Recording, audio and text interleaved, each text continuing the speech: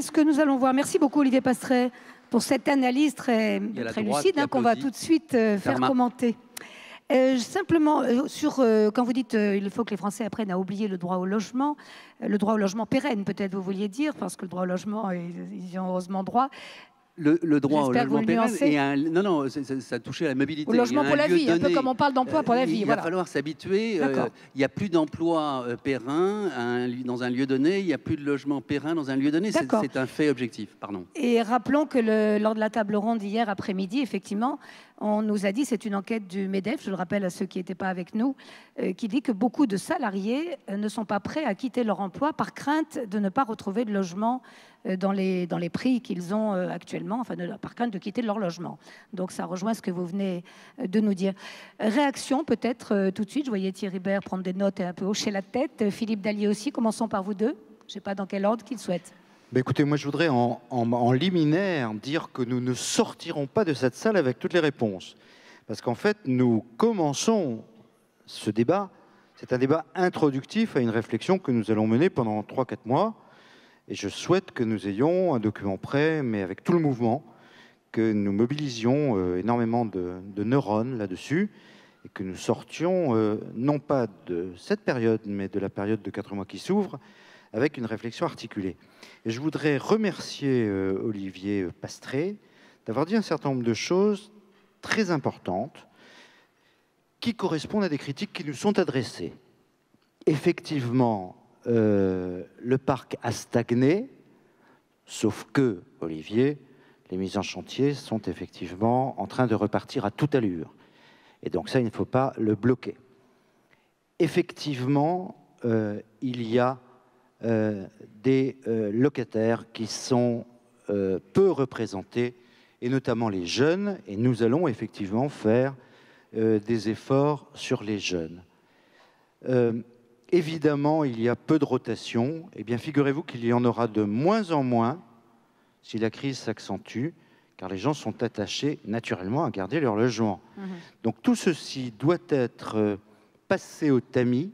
Ce sont à la fois des critiques, mais aussi des symptômes. Et ce qui est intéressant, c'est de trouver de quoi c'est le symptôme.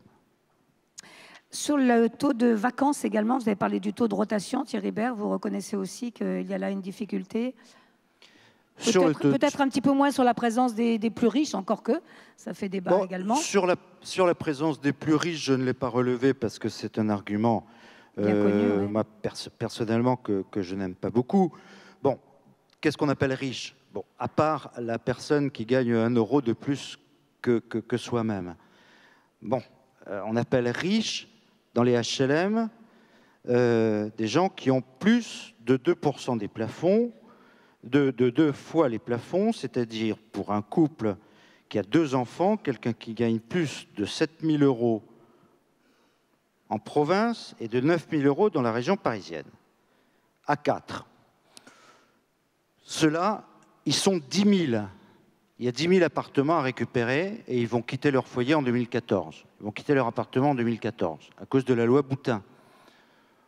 Bon, on ne s'en plaindra pas, mais enfin, ça ne va pas résoudre la crise du logement. Ce n'est pas avec 10 000 appartements que vous allez résoudre la crise du logement. Si on met effectivement... Sauf si je peux me permettre qu'en termes d'image, c'est mal perçu dans l'opinion publique, on peut le comprendre. Mais bien sûr que c'est mal perçu. En situation de crise. Et c'est bien la raison pour laquelle il faut absolument que cette loi soit respectée. Je sais bien que c'est mal perçu.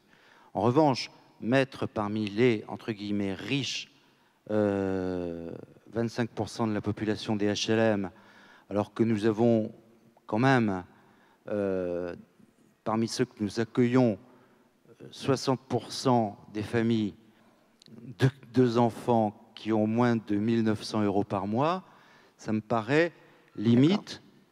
Et c'est pas vrai qu'on est riche dans le 4e quartile. Pour les statisticiens, c'est pas exact. C'est pas ce qu'on appelle riche. On appelle ça modeste. Voilà. Merci. Philippe Dallier, votre réaction à l'analyse d'Olivier Pastret ou les points que vous retenez dans ce qu'il nous dit? Bon, écoutez, je partage une grande partie de l'analyse, mais pour revenir à votre question, quel modèle économique pour le logement social? Il y a 2 manières d'y répondre.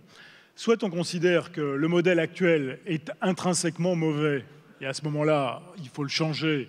Et on peut regarder ce que nous allons faire dans ce débat, les autres modèles qui existent ailleurs en Europe. Soit on considère que ce modèle est intrinsèquement bon, mais pour autant on peut toujours chercher à l'améliorer. Mais nous traversons une crise grave au niveau mondial qui pèse sur l'État, qui pèse sur les collectivités locales et qui donc par ricochet pèse effectivement sur le logement social. Si on est dans cette hypothèse-là, qui est mon hypothèse, il faut effectivement voir comment passer cette période difficile.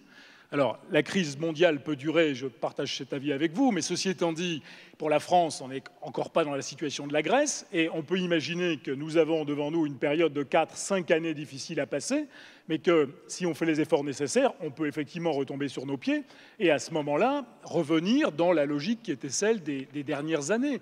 Moi, je me situe résolument dans cette optique-là. Et pour passer cette période difficile, bien évidemment, il faut que tout le monde fasse des efforts. Je peux, comme vous, regretter que dans le PLF 2012 qui a été annoncé, effectivement, on se situe avec des crédits qui diminuent dans le triennal qui avait été annoncé l'année dernière. Très bien.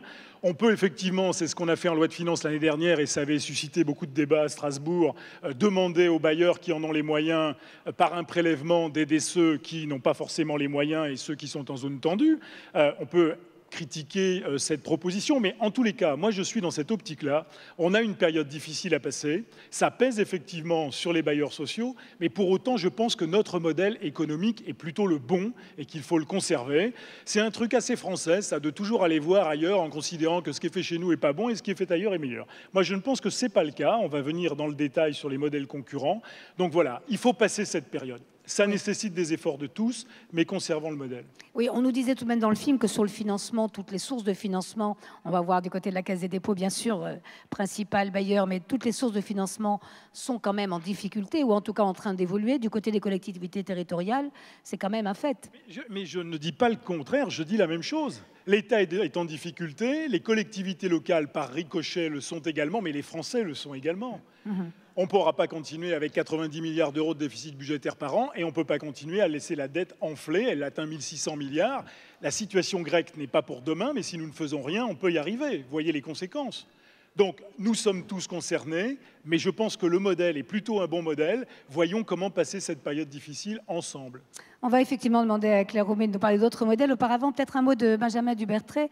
On interroge beaucoup le 1% logement en ce moment. Il y a des inquiétudes à ce sujet. On nous a rappelé la part, le pourcentage dans les financements. Qu'avez-vous à dire là-dessus, sens des rumeurs ou des médisances au pire? Je ne vais pas m'exprimer sur les financements du 1% logement. En revanche, je vais rebondir au risque de passer pour un bisounours ou une autruche sur ce qui était à la fois évoqué dans le film et ce que disait Olivier Pastré. Enfin, est-ce que tous les financements, aujourd'hui, toutes les sources de financement sont sur la sellette? Je ne le crois pas. Je crois que s'il y a un pôle de stabilité qui a bien résisté en 2008 et qui, à mon sens, présente aujourd'hui toutes les garanties pour résister encore maintenant, c'est précisément le financement sur livret A. Que l'on regarde du côté de la collecte et donc de la liquidité du système, premièrement, que l'on regarde de l'autre côté, s'agissant des règles de centralisation qui ont été calées au mois de mars de cette année, que l'on regarde par ailleurs du côté de la mutualisation que permettent ces financements, et notamment mutualisation entre organismes et territoires, je pense qu'on a un modèle qui, encore une fois, mais la répétition a des vertus pédagogiques, a fait toutes ses preuves ces dernières années, qui était peut-être plus interrogé dans ses fondamentaux en 2005-2006, quand le monde n'était pas tout à fait celui qu'on connaît aujourd'hui, notamment le monde bancaire. Mais honnêtement, aujourd'hui, s'il y a bien un pôle de stabilité qui offre du long terme, c'est ça. Et donc moi, je n'ai aucune inquiétude sur la raréfaction des emprunts longs. Aujourd'hui, ils me paraissent parfaitement assurés. Il reste qu'évidemment le modèle actuel, et je partage tout à fait ce que vient de dire Philippe Dallier sur sa valeur intrinsèque et la nécessité, bien évidemment, le réinterroger à l'aune notamment d'exemples étrangers. Mais les fondamentaux sont bons et on ne va pas toucher à la clé de voûte, me semble-t-il. Ça serait une catastrophe. Ne pas toucher à la clé de voûte, ça me paraît impératif dans les réflexions qu'on va avoir dans les mois qui viennent. Donc voilà, je n'ai pas d'inquiétude particulière. Pour autant, évidemment, la crise est très grave, et est très grave pour tout le monde, mais ça interroge d'abord et surtout, me semble-t-il, la question, effectivement, de l'équilibre des opérations à travers la problématique des subventions, quel effort public, des fonds propres également, ça c'est certain, en accompagnement d'un prêt qui ne sera jamais un prêt miracle, au sens où un prêt sur fonds d'épargne ne peut pas être l'équivalent, sur fonds d'épargne ou tout autre, d'une subvention, et ça n'est pas des fonds gratuits. Oui.